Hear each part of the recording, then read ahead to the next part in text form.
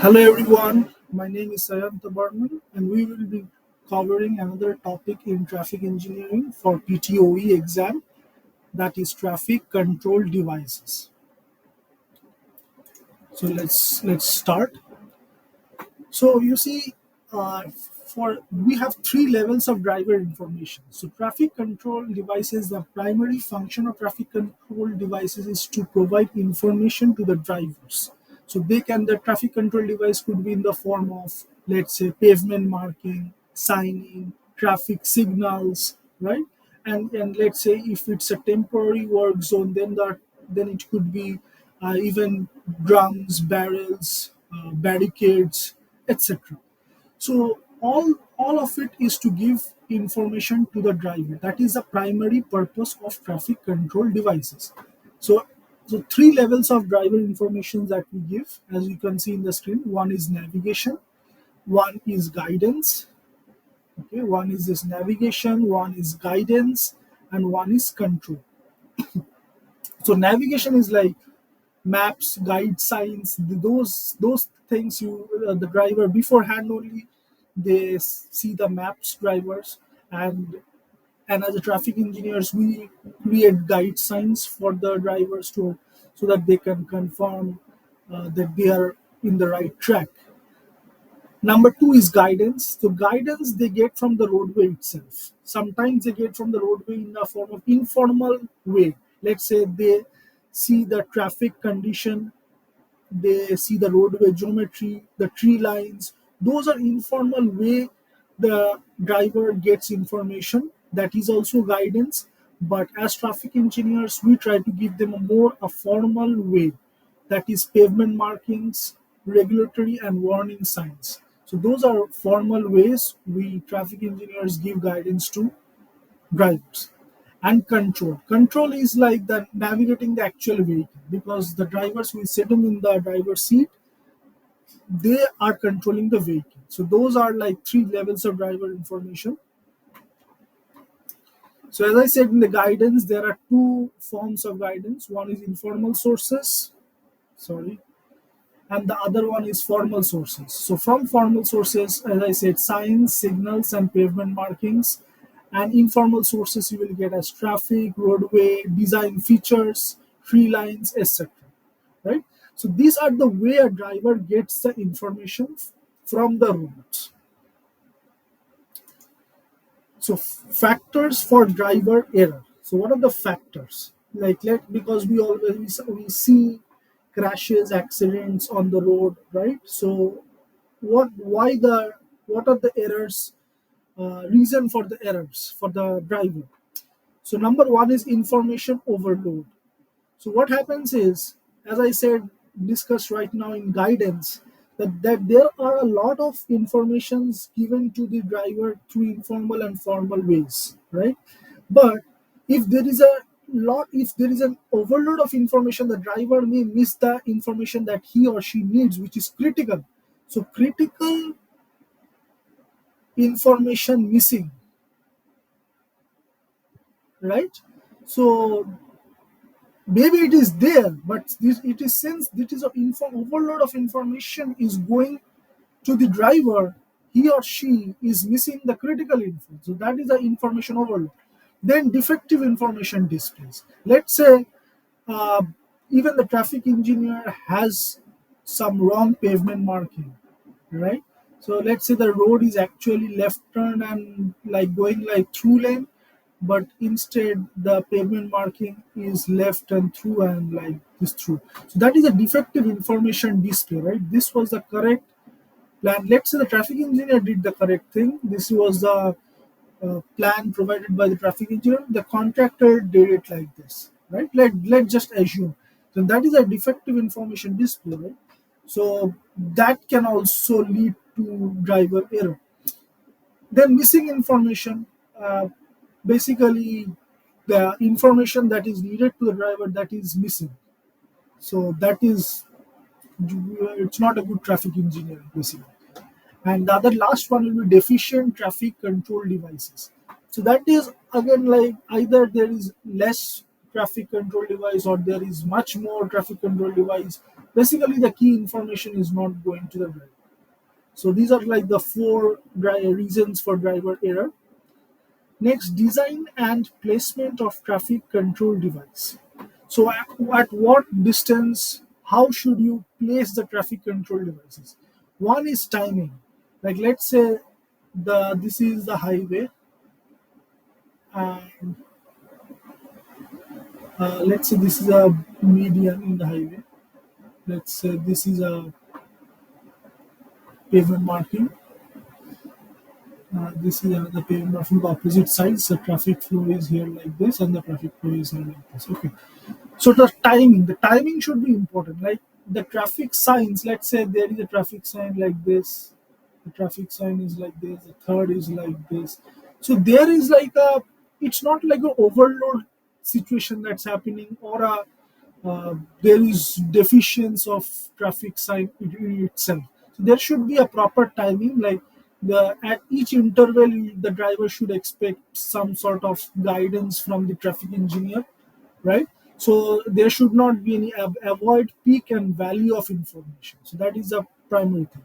Then primacy, drivers respond to urgency. The urgent information should be given to the drivers, like which he or she actually needs, because that's how his brain works. The driver, when he's driving, he is looking for the urgent information. He doesn't need like lot of information which he doesn't need to drive, to navigate, right?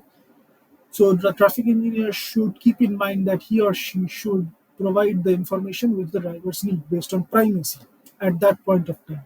Expectancy.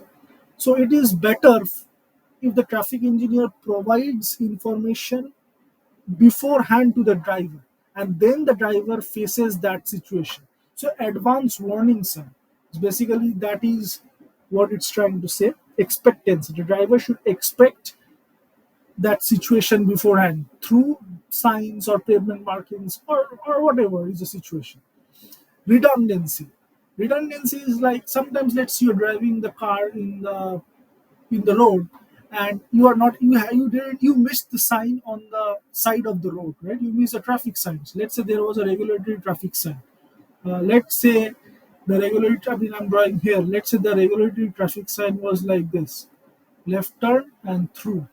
Okay, and you missed it, but after a while, the pavement marking, there was a pavement marking sign like this only, and this was like this only. Okay, so now you know, when you are driving like here, you know that okay, what was the situation. Although you missed this sign, but the pavement marking gave the information to the driver, right? So that's why redundancy is also very important. So this is how you should place the traffic control device on the road, based on timing. At proper intervals you are giving to the driver information. Primacy, only the urgent informations are given.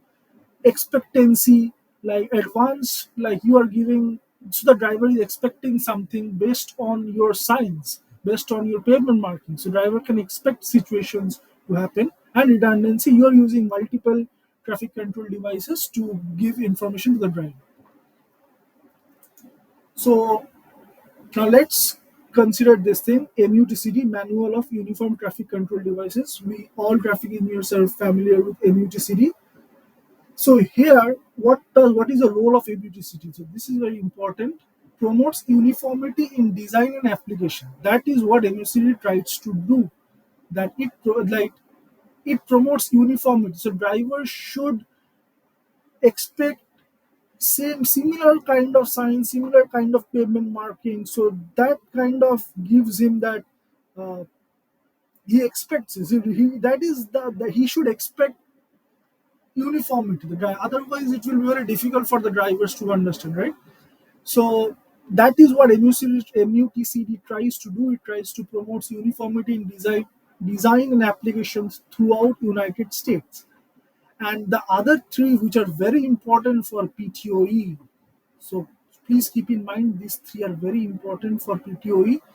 There are three definitions in MUTCD. One is shall, one is should, one is may. If it is shall written in MUTCD, that is mandatory. You have to design it, you have to incorporate it in your design as a traffic engineer.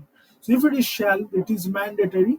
If it is should, MUTCD is giving an advice. It is advisory, the guidance. Yes, you should do it. That is what MUTCD is telling you, but it is not like mandatory. You may or may not do it. It's like that, but it is advised to do it. And may is conditional. Based on your engineering judgment, you can either put it or not put it, either incorporate it in your design or not. Right. So please, this is very important for PTOE. So along the way, I will also tell you which are the things which you actually need to remember for PTOE. You cannot just skip it. You need to remember it, memorize it, read how many times you need for at least for your PTOE. It's very important. So I will also mention those things. So traffic signs. Traffic signs, there are like three type of traffic signs. One is regulatory signs, not sorry, three, four basically. Regulatory signs, warning signs, then there are guide signs, and the number four is a motorist information signs. Now regulatory signs, please keep in mind all the colors. For PTOE, the colors are very important. Like regulatory signs generally rectangular in shape with a white background and a black or red in case of prohibition. So you see, this is a white background and a black, and the red one is made. This is also the other one, prohibition, no bike lane, black. Sorry, white background with a red legend, right? So regulatory signs. So keep in mind regulatory sign. The type of regulatory signs you can see. I have pasted it. Stop sign, yield sign, speed limit, no turn, all the direction, all the R signs here. Okay, these are all regulatory signs. So now the warning signs, all the W signs are warning signs. Please keep in mind the color again for the warning signs, very important for from a PTOE perspective. It is generally diamond shaped with a yellow or fluorescent yellow green for pedestrian, bicycle, and school signs. Background and black legends. So basically yellow and fluorescent yellow green for certain types, pedestrian, bicycle, and school signs. So that is a yellow background and a black legend, right?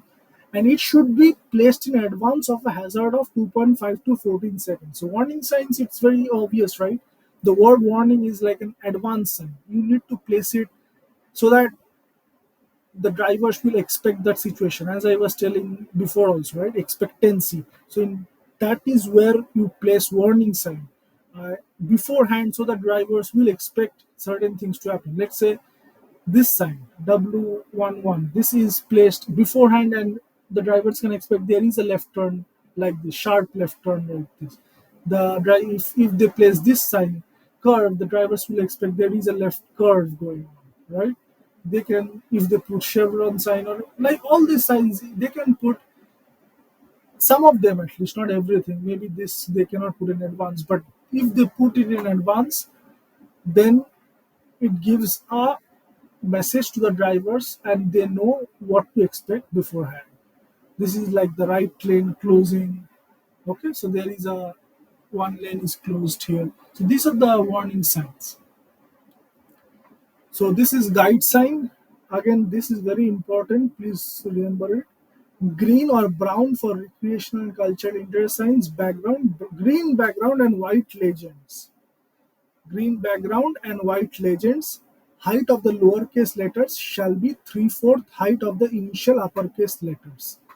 Like whatever the height is, let's say here is right, and then RIGHT. The height of the lowercase letters shall be 3/4 the height of these uppercase letters. Okay. So yeah, just keep this in mind. Basically, this is also very important. At least the color. The motorist information signs, you need to remember these are generally blue background and white legends. So as I said, all the colors are very important for PTOE perspective. Let's move. Changeable message signs. So changeable message signs or dynamic message signs. So they are generally a part of ITS. You will see it in road, like they are like on a structure. Let's say this is a road going like this, and on the side there is a structure like this, frame or a cantilever, right? And a big sign is placed here. So here, basically, these three are very important from PQA standpoint. So not more than 3 lines you cannot put more than 3 lines, not more than 20 characters per line. Per line it should be 20 characters. Okay, and no more than two displays. So two round of displays within each message cycle. So that is a changeable message sign or dynamic message sign. Okay. So in this topic, basically, I have kept those portions which I think are very important from your PTOE standpoint, which you need to remember because, as I said, most of you are traffic engineers who are sitting for the exam. So you have already have an idea how it works, right? Maybe you know how to design a this thing from an ITS standpoint. You use fiber, like those are detailed things, right? You use fiber to connect this DMS message sign to the uh, traffic management center, right? And you connect many other DMS, CT, SS, cameras here, CSS. So those things, RSU, you can connect all of them. But here, from a PTOA standpoint, you need to know this. You need to remember these things because generally, if you know the entire scenario, but you don't know that it should be not more than 3 lines, not more than 20 characters, and no more than two displays, because they will directly ask you this question in the PTO. Okay, so yeah, so let's move on. Sign visibility and legibility. The signs should be retroreflective in so that they can be seen during the night time. What is retroreflective means? The light directly back to the source after reflection. Okay, and the letter size. These are basically you need to remember these things. I just put it so that you know which to remember. Letter size of should be the ratio of 30 feet of legibility for each 1 inch of letter height. So this is a sign visibility and legibility. Okay. So the sign locations. So this is a very important thing. I just kept it here. Let me just draw it here. So one I will do it for rural road and one I will do it for the urban. Okay. So the rural road, let's say this is a pavement and this is a sign. This should be above the bottom part of the sign should be above 5 feet from the edge of the pavement. Okay, and let's say there is another secondary sign here. Let's say it is like this, or let's say not this. Let's say this sign. Let's say there is a warning sign, and then there is some sign here. Then the bottom part of the secondary sign should be 4 feet above the edge of the pavement, basically surface of the pavement. So why 4 feet? It just should be less than 5 feet, but less than 5 feet by a 1 foot. So it should be five since it was 5 feet here. So that's why it is 5 - 1. This should be 4 feet. Okay. Now the what should be the lateral distance? The lateral distance is, let's say this is a traveled way.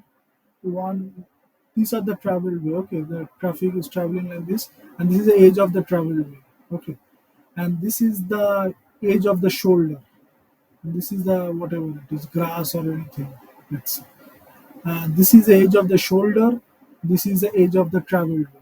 So from here it should be 12 feet, and from the edge of the shoulder it should be 6 feet, whichever is greater than these two. Whichever is greater, that will be the answer. Okay, so this is the part for rural road, and please bear in mind these numbers are very important, very important. 5 feet for rural road. If there is a secondary sign, then basically what's happening, 1 feet less than the original, which is 5 feet, that should be 4 feet, and this is a lateral distance, 12 feet or 6 feet, whichever is larger. Now let's say you are in a business district or a resident, right? Now there is a pavement, you have a sidewalk, let's say, and you have a sign here. So this sign should be 7 feet above the surface of the sidewalk, basically. Okay.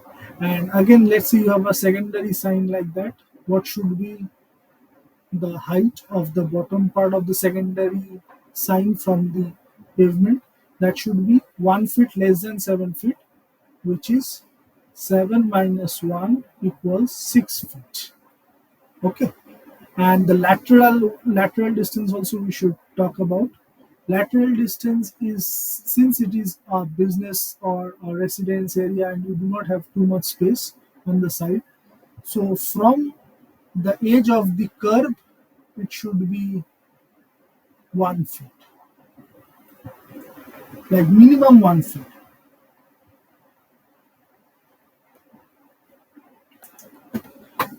Okay, so I should draw it like this. Just 1 second. So this is, let's say, a road, and this is the curve. Okay, this is a road. That makes sense. So from this edge of the curve to here is 1 foot, minimum 1 foot. Okay. Now let's say you have a sign which is on the middle of the road, as I was saying, changeable sign or some other sign. Okay, guide sign is here. Let's say there is a guide sign like this. So that should be, vertical clearance should be 17 feet. If it's, let's say, a guide sign, example. Because you see, there are cars moving from here, right? All the sides, and trucks are also there. So you need to keep it at a good height, right? The vertical, you need to give that vertical clearance. So that should be 17 feet. Okay. So, and please bear in mind, these numbers are very important. I am almost sure you will get at least one question from these numbers. Either you can get this, they will say there is a secondary sign on an urban situation. Let's say there is a secondary sign on a business district. What should be the minimum height from the edge of the pavement, from the surface of the edge of the pavement to the bottom part of the secondary sign? Then you need to do it is 6 feet. It's not 7 feet because you have said secondary sign. So like that, they can trick you a little bit. Let's say instead of business, they say it's a rural road. Then the same question, it will be 4 feet, right? Let's say they can say there is no secondary sign. Then what will be in rural road? Then it will be 5 feet, or it will be 7 feet. So keep these numbers in mind. Like you so that you can at least draw at your end. So draw it once, put those numbers in different situations. In urban road, I mean by urban, some business, good residence in a good area where there is a lot of pedestrians walking on the sidewalk, residence area, pets walking on the sidewalk. So they will actually describe a situation like this. It may not be very straightforward, uh, but not too complicated also. The way I'm talking, it will be like that only. Some they will just give it a little bit of twist here. It is a residence area, the pedestrians are walking. They will describe it as simple as that. So let's move on. So the sign support, yes. So there is signs as we discussed. All the signs are there. So when the signs break, it's needed to remember these numbers. When the signs break, the stub heights of support should not exceed 4 inches, so that at least it shouldn't hit the lower portion of the car. The bottom portion of the car it shouldn't hit. That's why that should completely break and yield if it breaks. So it shouldn't exceed 4 inch. Now let's come to pavement markings. So pavement markings, these are very important pavement markings which you need to remember. You can expect a question for sure. Like if it is solid white, that simply means it's discouraging crossing. It can be example some turn lanes, bicycle lanes, right? You do not want to turn. If it's like a turn like this in a high freeway, right? You always see it's like a solid white line. This is a solid white. You do not want this vehicle to come here while turning, right? That's why it's a solid. Discouraged crossing. Double broken yellow line. If it's a double broken yellow line, then what does it mean? If it's a double broken yellow line, it's a reversible lane operation. If it's a solid, these are very important by the way. Just keep in mind, you will get a question, very high chance. That's how I see the exam after giving the exam. Solid yellow plus broken yellow. This is an easy thing, like two-way left turn lane. So maybe many people might have doubt in this one. And then one-way divided highway, the left edge is always yellow, right edge is always white. You should know it, but still sometimes people forget. The two-lane road marked with a solid yellow center line. This is also very important. No passing zone. That is a no passing zone. Okay. So keep these two in mind for sure. The rest are also you should keep in mind. These are pretty simple. You should know. Okay, let's move. Now there are before I was talking about longitudinal pavement markings. Right now there are transverse pavement markings. Let's say just 1 second. Okay, we can go here. Yes. Let's say this is an intersection. Now these are things we already talked about this uh, pavement markings which are longitudinal. Now we will talk about pavement markings which are transverse. Like let's say the stop bar here, right? Like let's say there is a stop bar here. Okay, and there are two crosswalks here. Okay, the crosswalks are here. The people who actually design traffic signal design, they will know it better, but still, you will know much more in detail. But still, for the exam, these are enough. Like the distance between these two lines should be minimum 6 feet. Okay, and these are all transverse pavement markings. The stop bar, these crosswalks, then the yield lines. Let's say there is a yield line like this. Yield lines are generally like this.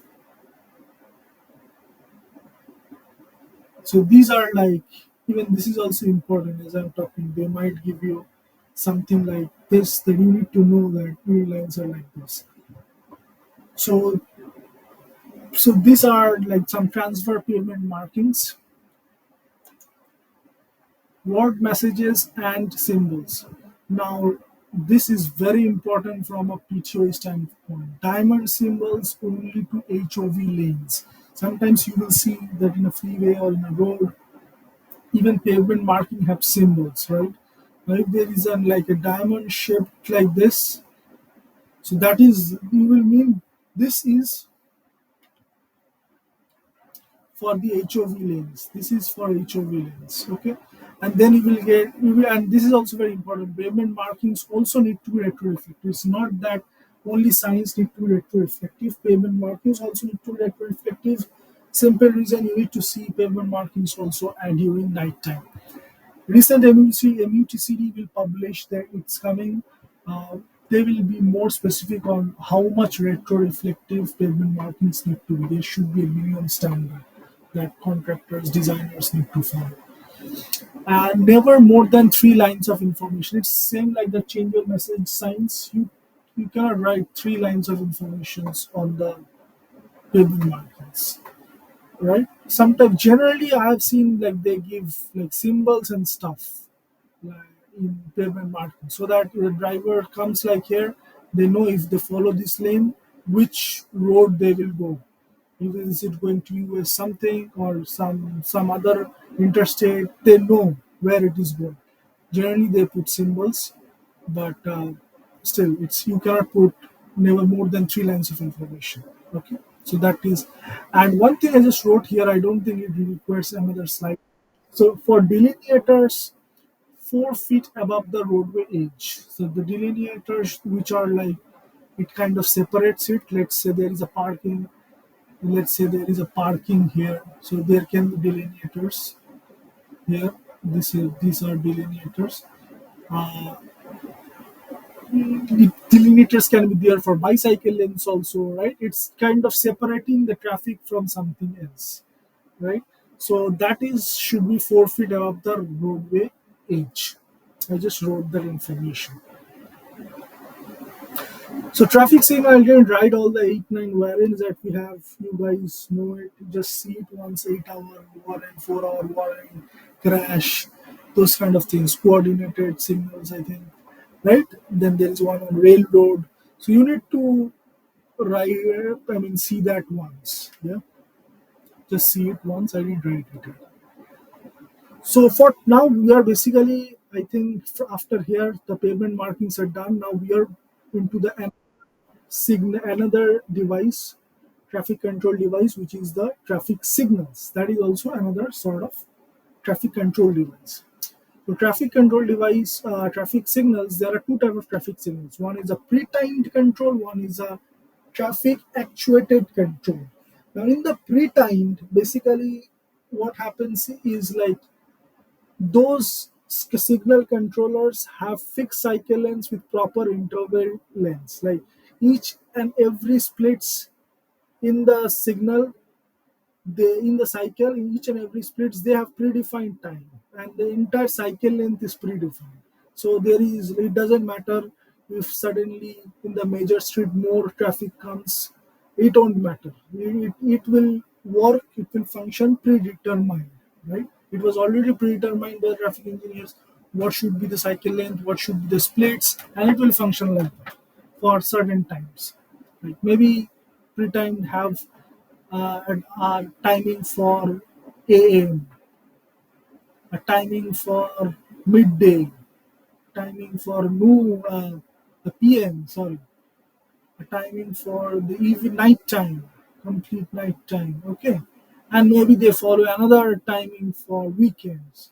That can happen, it can change, but during these intervals, it will be fixed cycle length and proper interval lengths, each of them, right? Now, the variable interval lengths, which are traffic actuated control, they also are like that. During AM, they can have one. During midday, they can have another pattern. PM, they can have another pattern. Like that, they could also have 5 or 4, whatever, or 6, whatever number of patterns they can have. But within each of those patterns, the splits will vary. Okay. Sometimes I have seen, in fact, many times I have seen it's not like fully actuated. Generally, if they try to coordinate it between signals, it is the cycle lengths they try to keep it constant. The splits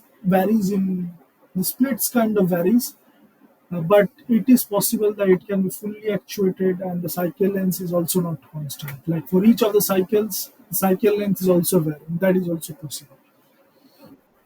But for, as I said, but for coordinated signals, the cycle length has to be constant. So now let's do signal installation. So signal installation, just I kept this open. I wanted to show one thing here. I want to draw here one thing. Let's say this is a signal, traffic signal. Okay, traffic intersection. So and this is the center line. This is the stop bar. This is pavement marking.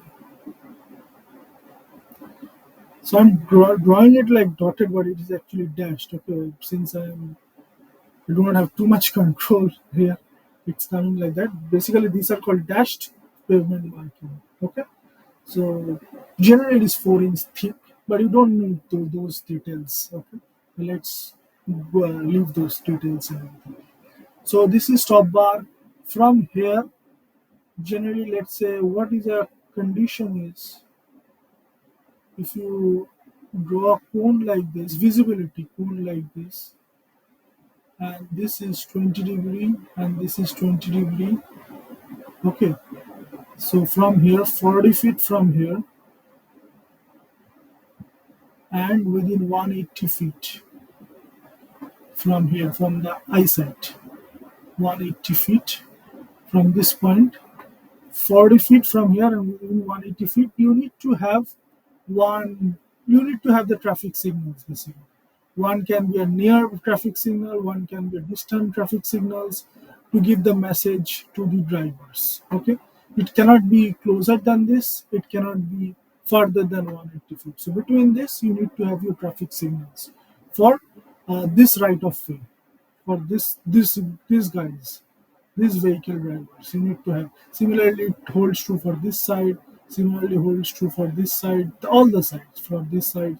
This is a cone of visibility.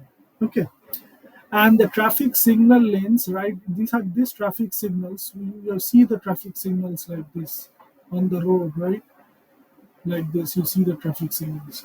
So these are generally 12-inch in diameter. Generally 12-inch in diameter, but you also see them as 8-inch.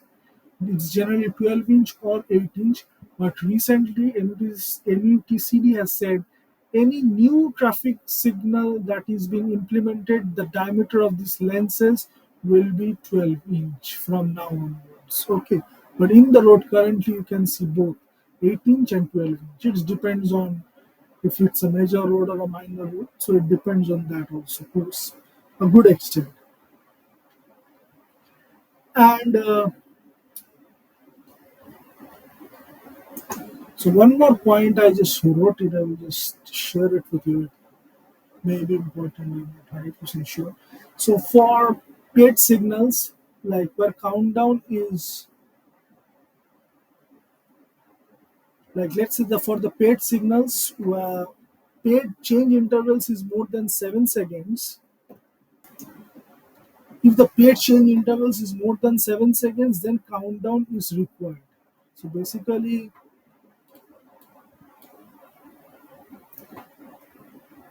if paid change intervals is greater than 7 seconds, then countdown, countdown, you see countdown on the paid signals, right? So then countdown is required according to MUTCD.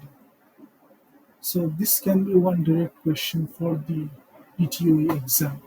So that's why I just wrote this point. So if paid change intervals, this is regarding the paid signals. I'm talking about right now, this one, which I'm talking about right now, this is regarding the paid signals. If paid change intervals is greater than 7 seconds, then countdown is required. So now we will talk about another thing, which is ring and barriers for the traffic signals. Everything right now is for the traffic signal. We already have covered pavement markings. Okay. So let's say this is a traffic signal. This left turn, let's say this phasing we are calling 1. The opposite we are calling 2. This one, let's say like this one is calling 3. This one we are calling as 4. This one we are calling as 5. This one calling as 6. The left turn phase for here is 7. The true opposite is 8. So let's say we are calling it like this, the ring and barrier phase. Now what is ring and barrier? How will it work? So let's do it. So you see 1 and 2 like this, right? So we will do like this, 1, 2, and then there is a barrier here.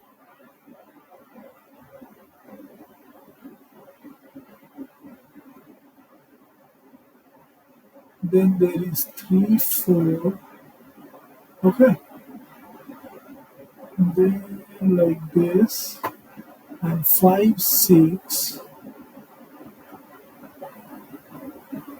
7, 8, and there is a barrier like here, and there is a barrier even here.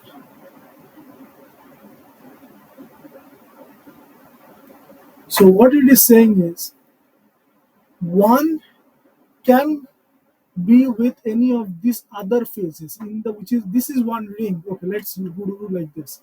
This is a ring 1, and this is the ring 2. Okay, and these are two barriers. Like this is barrier 1 and this is barrier 2. Okay, now all the phases left of barrier 1 has to finish first before this phases can start to implement it. Otherwise it will be conflicting. Otherwise there will be conflicting phases during the traffic operations, which will be a problem, right? Let's say phase 1 is with phase 3, they are working at the same time. Then what will happen? Then phase 1 is the left turn and phase 3 is this left turn for this one. Let's say this is north. So this is then you see phase 1 and phase 3 are in conflict with each other, right? So phase 1 can only go with either phase 5 or phase 6, which is this left turn, and this 6 is through. So either one can go with 6 or one can go with 5. Again, 2 can go with either 5 or 2 can go with either 6. Similarly, 5 can go with either 1 or 5 can go with 2. So that is how it works. You have to take one from this ring and one from this ring. Again, one from this ring, again, one from this ring. And then when all the phases are covered, then at the same time, you have to cross the barrier and go to the next side. Then take one from here, let's say 3 you're taking, along with 3, you can take either 7 or 8, which is you can take either left turn for this one, or you can take a through southbound through lane. Basically, as simple as that. Either you have to take 3 with 7 or 3 with 8. Similarly, either 4 with 7 or 4 with 8. Like 4 is a northbound northbound through with 7, which is the left turn northbound, and or otherwise 8. 4 has to take with 8, which is 8 is southbound through. So that's how it works. First, you have to finish all these phases from one ring number one. You can select another from ring number two. Like you can select one phase from ring number one, you can select another phase from ring number two. Like that, you finish all the phases. Then at the same time, you cross the barrier one and go to the other side of barrier one, and you do the same thing. Choose one phase from ring number one, choose another phase from ring number two. Like that, you finish entirely all these 3, 4, 7, 8, all the 4 phases, and at the same time you cross barrier 2 and you again come back to the initial position, and again this thing runs. So like this it will keep running. Okay, so this is then done. One thing I will just talk about here only: left turn lanes. When are left turn lanes required?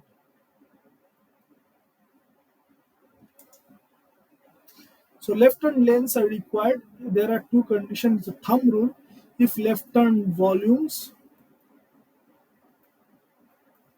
is greater than 100 per hour,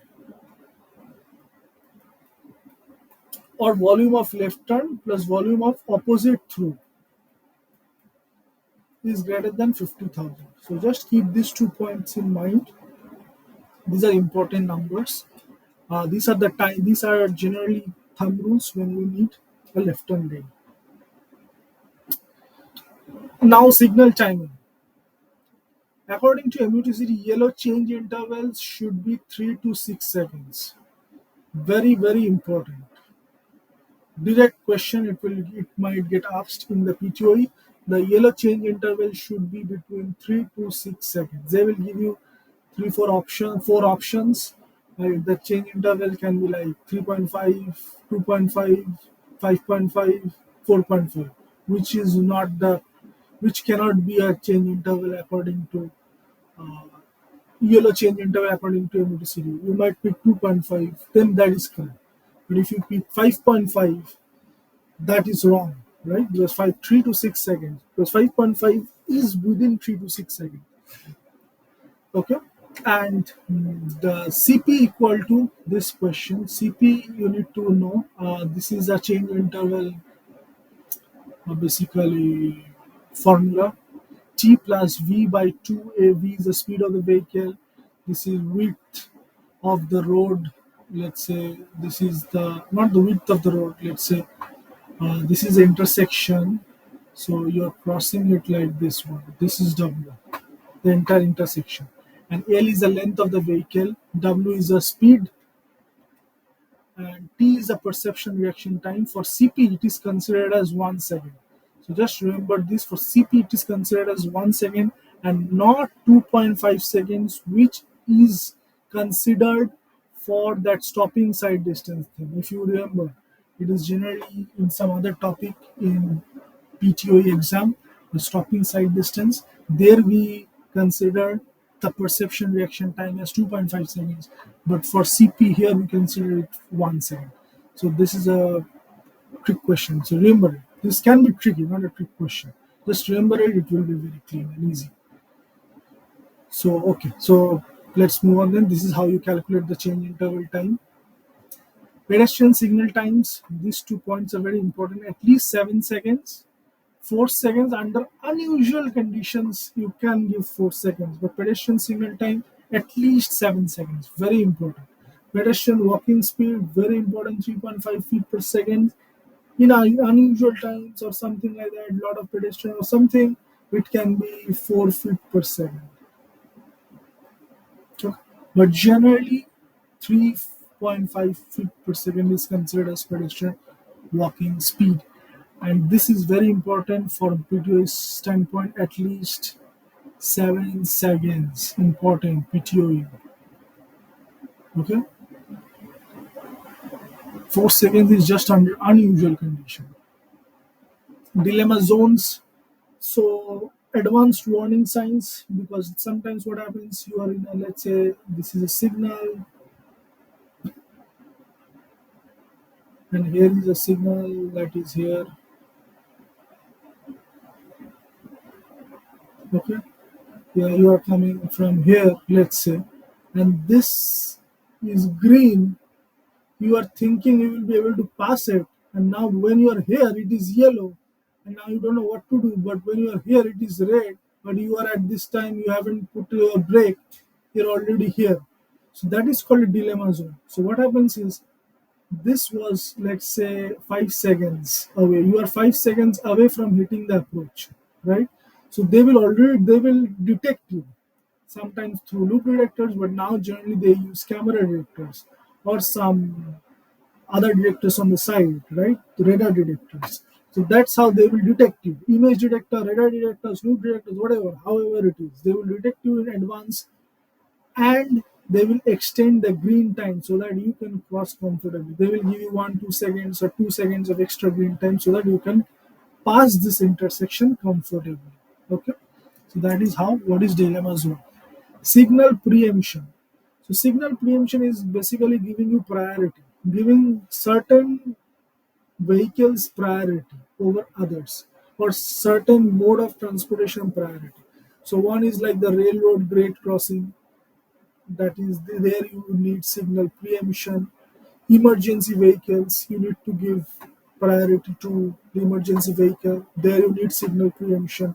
Transit vehicle priority control, let's say you are trying to promote some sort of transit bus or stuff like that. So whoever is in the bus, uh, there are more traffic, let's say more people are on the bus, they will try to clear the bus faster. So that is also a priority. Transit vehicle priority control. They are promoting it. So now coordinated signals. So this is basically, let's say there are signals. Let's say there is a signal intersection here. After a while, there is another intersection. After a while, there is another intersection. And again, there was another intersection before this. Like this, there was intersections, and all the roads are. Oh, sorry, very bad. So all these are connected. Okay, and a driver and a vehicle is coming from here. Okay, so let's say somebody is coming from here. Now, if he or she gets a green here, it's best he gets green at all the signals and he just passes by. And if there is a platoon of vehicle coming like this, generally there is a platoon coming like this, right? So if all of them get green, so that kind of is the purpose of coordinated signals, and that is the most cost effective traffic operational improvements. If you want, if you see there is if many signals are there, let's say 10 signals are there, and you see that there is been lately there has been lot of delay or travel time increase, then the cost effective way is so that the benefit to cost ratio is much higher.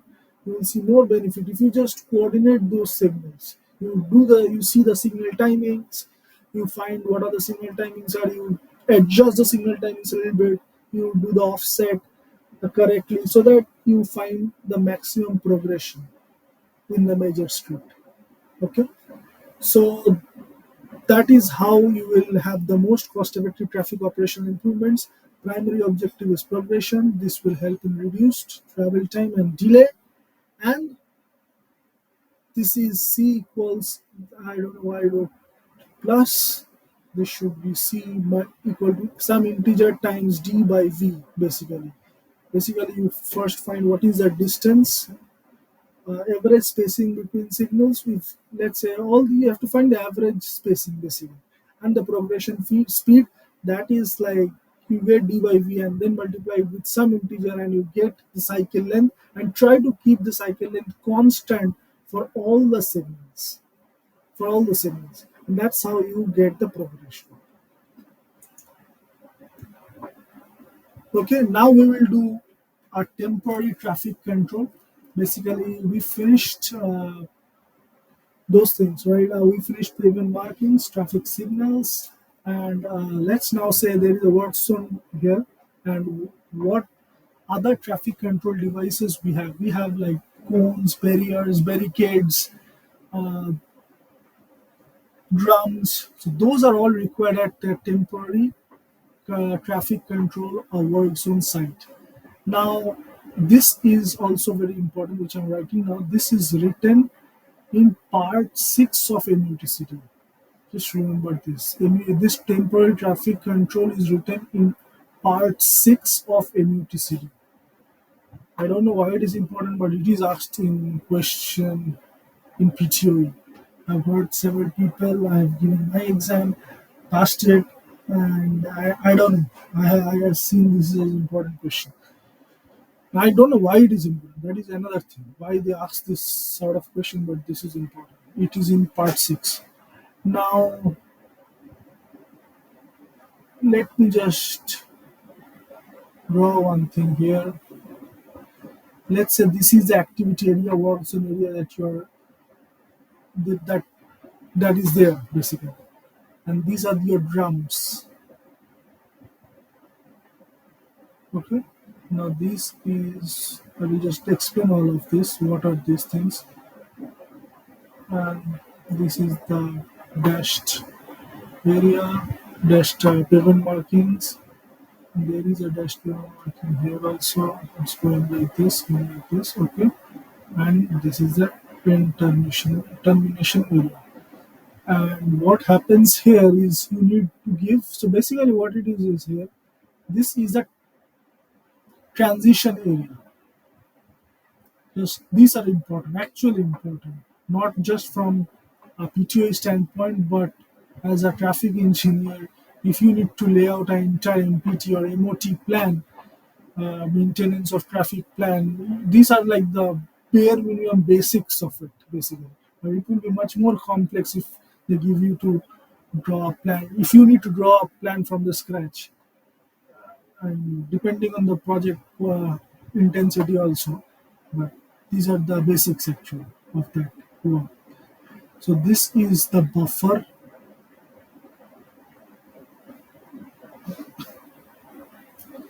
this is the workspace, and this is the end termination area. So basically termination. Okay, and you understood these things, right? This is a transition buffer if the vehicle is coming from here. So we also talked about advanced warning signs. So we need to have an advanced warning area. So this is the advanced warning area. So that drivers beforehand is expecting a work zone. So how will you give the advanced warning sign? You can give it signs. Oh, sorry. You can give this warning signs, temporary advanced warning signs. Let's say this can say road work 1 mile after 1 mile. Okay, and like this. This can say road work half mile. This can say road work 1500 feet. And since this left turn is closing, if some sign can be like this, that left turn closing sign, something like this, right? Sorry, left turn. I'm talking right lane. Right lane is closing, so it can be like this, right? And instead of Roadwork 1500 feet, we can be more specific and say right lane close 1500 feet, right? Right lane close 1500 feet. So there are signs like that. You will find it. I'm just giving an example to get you a feel so that the drivers get those advanced warnings and beforehand, and then they know that the right lane is closing here. They have to shift to the left. Then they will go, and that's how they will proceed. Okay. Now the transition area, that is length L generally. So we will actually do this transition area length L. Just remember it right now. We will find what should be the transition area based on different situations. So there is a calculation for it. But right now, just keep in mind, transition area is length L. Okay. So that is actually also called as taper area, taper length.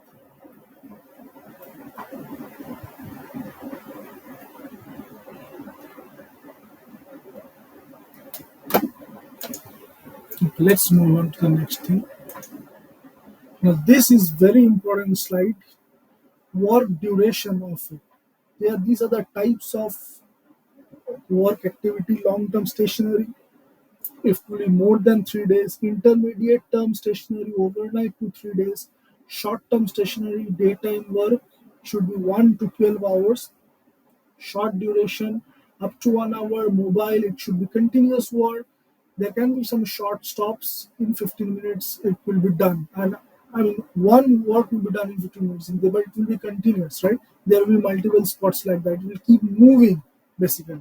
Now, this is very important. From PTOE standpoint, you need to remember these numbers and corresponding to it, what it's called. Is it long-term stationary? Then what should be the number? How much days it should take? From intermediate term stationary, how much time it will take? Okay. So let's move to the next thing. Channelizing devices. What devices we use? We use cones, tubular markers, vertical panels, drums, and barricades. So this channelizing devices is for a work zone, right? Now, if I say like the barricades, even the barricades, there can be many types of barricades, right? The barricades based on the deflection amount. If it's, let's say, this is the road and you have a barricade in between, right? And somebody hits it. So, no, I think, Joe, I think that was a barrier. I'm sorry. So that can be also one type of channelizing device which I have not written. Barrier. So there can be different types of barrier based on deflection. So barricades are those things which are like something like this. It may not be. It may be like left side or right side. This can be the other way also, but you are something like this. You can use barricades also, right?